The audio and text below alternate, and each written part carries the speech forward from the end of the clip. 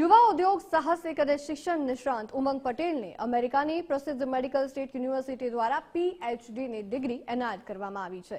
વિશ્વ શિક્ષણ જગતમાં અસાધારણ ફાળો આપવા તેમજ તેમને મળેલ સિદ્ધિઓ અને ખ્યાતિ બદલ આ સન્માન આપવામાં આવ્યું છે।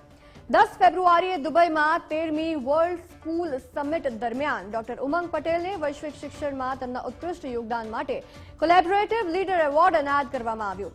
હાઇનેસ શેખ હમદાન બિન અહેમદ અલ મકતૂમની ઓફિસના નાણાં નિયામક મોહમ્મદ અલી, ભારતના ભૂતપૂર્વ યુનિયન મિનિસ્ટર સુરેશ પ્રભુ તેમજ દુબઈમાં આવેલ રોયલ ઓફિસના સીઈઓ એએમબી ડેન્સ્ટન પરેરાની હાજરીમાં તેમને સન્માનિત કરવામાં આવ્યા। ડોક્ટર ઉમંગ પટેલ આઈઈસી ગ્લોબલના ડાયરેક્ટર અને મેકિંગ ડોક્ટર્સ ઓર્ગેનાઇઝેશનના સ્થાપક છે, જેમણે વિદેશી શિક્ષણ ક્ષેત્રમાં બહોળો અનુભવ મેળવ્યા બાદ તેમની કુશળતાને વ્યવસાયિક વ્યવસાયમાં ફેરવવાનું નક્કી કર્યું। તેમની ભવિષ્યની દ્રષ્ટિ અને સઘન સંશોધન દ્વારા યુવાઓ માટે તકો ઊભી કરવાનું એકમાત્ર લક્ષ્ય છે।